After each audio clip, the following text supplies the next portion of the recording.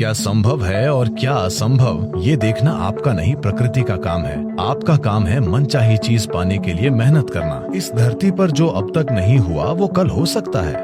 कोई काम किए बिना भी आप वो बना सकते हैं जो आप चाहते हैं। तो अगर जीवन को आपके हिसाब से चलना चाहिए तो सबसे पहले आप कैसे सोचते हैं और विचार प्रक्रिया में कितनी ऊर्जा है, इससे तय होगा कि क्या आपका विचार एक सच्चाई बनेगा या सिर्फ एक विचार रहेगा।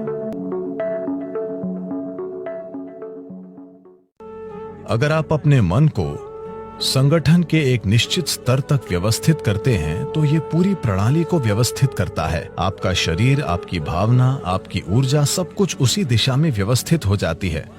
जब आपके ये चारों आयाम, आपका भौतिक शरीर, आपका मन, आपकी भावना और मौलिक जीवन ऊर्जाएं एक दिशा में व्यवस्थित हो जाती हैं, जब आप ऐसे हो जाते हैं तो आप जो भी चाहते हैं वो वाकई छोटी उंगली उठाए बिना होता है।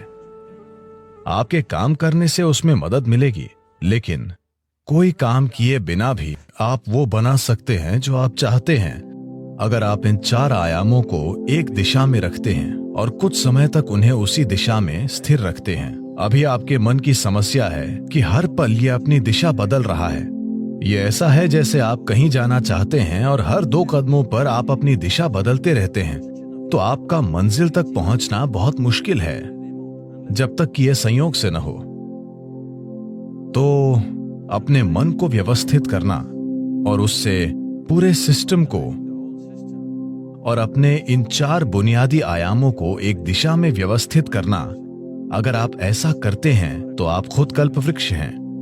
Anything that you wish will happen. जो भी आप चाहते हैं वो होगा। जब हम इस तरह समर्थ हो जाते हैं तो ये बहुत महत्वपूर्ण है कि हमारी शारीरिक क्रिया, भावनात्मक क्रिया, मानसिक क्रिया और ऊर्जा क्रियाएं नियंत्रित और ठीक दिशा में हों। अगर ऐसा नहीं है तो हम विनाशकारी, आत्मविनाशकारी बन जाते हैं। अभी यही हमारी समस्या है।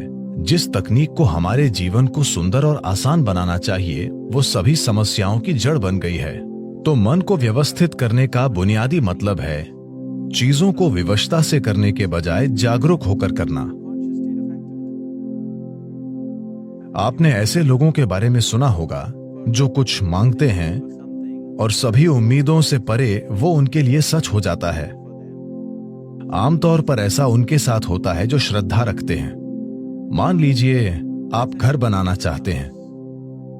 अगर आप सोचने लगेंगे, अरे मैं एक घर बनाना चाहता हूं, घर बनाने के लिए 50 लाख रुपए चाहिए, मेरी जेब में 50 रुपए हैं, नहीं होगा, नहीं होगा, संभव नहीं है। जैसे ही आप कहते हैं संभव नहीं है, आप ये भी कह रहे हैं कि मैं ये नहीं चाहता। तो एक स्तर पर आप इच्छा पैदा कर रहे हैं कि आप कुछ चाहते हैं, दूसरे स्तर पर आप कह रहे हैं मैं ये नहीं चाहता। तो इस संघर्ष में ये शायद न हो पाए। अगर आप चाहते हैं कि जीवन आपके हिसाब से चले, क्योंकि अभी आपकी खुशी और आपकी खुशहाली की बुनियाद ये है। अगर आप दुखी हैं तो सिर्फ और सिर्फ इसलिए आप दुखी हैं कि जीवन वैसे नहीं चल रहा जैसे आप चाहते हैं। बस यही बात है। तो अगर जीवन आपके हिसाब से नहीं चलता तो आप दुखी होते हैं। अगर जीवन आपके हिसाब से चलता है तो आप खुश होते हैं। ये इतना सरल है। तो अगर जीवन को आपके हिसाब से चलना चाहिए तो सबसे पहले आप कैसे सोचते हैं, आपकी सोच में कितना फोकस है, आपके विचार में कितनी स्थिरता है और विचार प्रक्रिया में कितनी ऊर्जा है, इससे तय होगा कि क्या आपका विचार एक सच्चाई बनेगा या सिर्फ एक विचार रहेगा। ये इससे भी तय होगा कि आप उल्टे विचार बनाकर उस विचार के लिए रुकावट नहीं पैदा करते। Is something possible or not possible? He is destroying humanity. क्या ये हो सकता है या नहीं, ये मानवता को नष्ट कर रहा है। क्या संभव है और क्या असंभव ये देखना आपका नहीं, प्रकृति का काम है। आपका काम है मनचाही चीज पाने के लिए मेहनत करना। अभी आप यहाँ बैठे हैं। अगर मैं आपसे 2 सरल प्रश्न पूछूं, मैं चाहता हूं कि आप बस सुने और उत्तर दें। आप जहां बैठे हैं क्या वहां से उड़ सकते हैं? आप कहेंगे नहीं। क्या आप यहां से उठकर चल सकते हैं? आप कहेंगे हां। इसका आधार क्या है कि आप उड़ने के लिए नहीं और चलने के लिए हां कहते हैं? आधार है जीवन का अनुभव। कई बार आप उठकर चले हैं, कभी उड़ान नहीं भरी। या दूसरे शब्दों में, आप जीवन के पिछले अनुभव को आधार बनाकर ये तय कर रहे हैं कि कुछ संभव है या नहीं। या दूसरे शब्दों में, आपने तय किया है कि अब तक जो नहीं हुआ वो भविष्य में आपके जीवन में नहीं हो सकता है। ये मानवता और मानवीय भावना का अपमान है। इस धरती पर जो अब तक नहीं हुआ वो कल हो सकता है।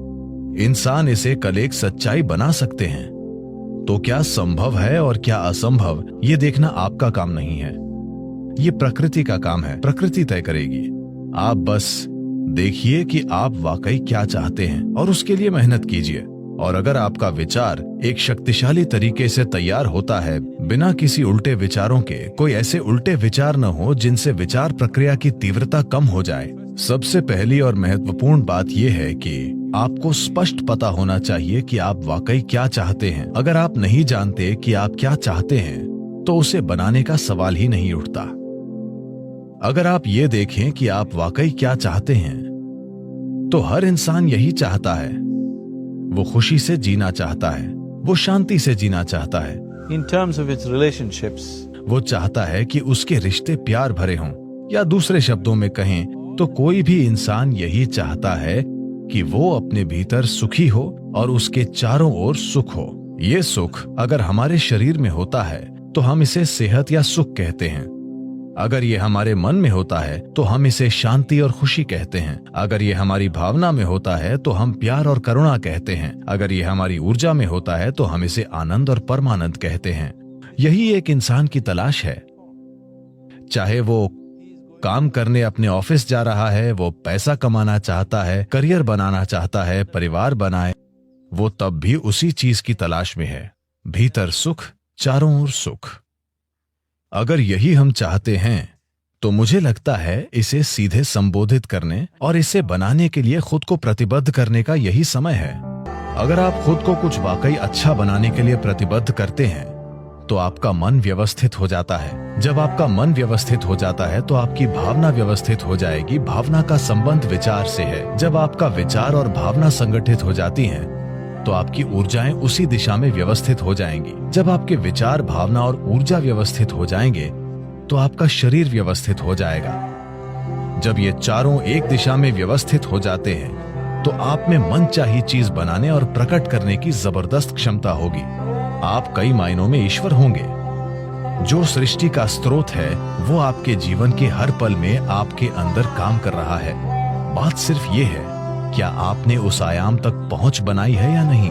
अपने जीवन के 4 मूल तत्वों को व्यवस्थित करके आपको वो पहुंच मिलेगी। ऐसा करने के लिए साधन और तकनीकें हैं। योग का पूरा विज्ञान, पूरी तकनीक जिसे हम योग कहते हैं, वो बस यही है, खुद को सृष्टि के एक टुकड़े से सृष्टा बनाना।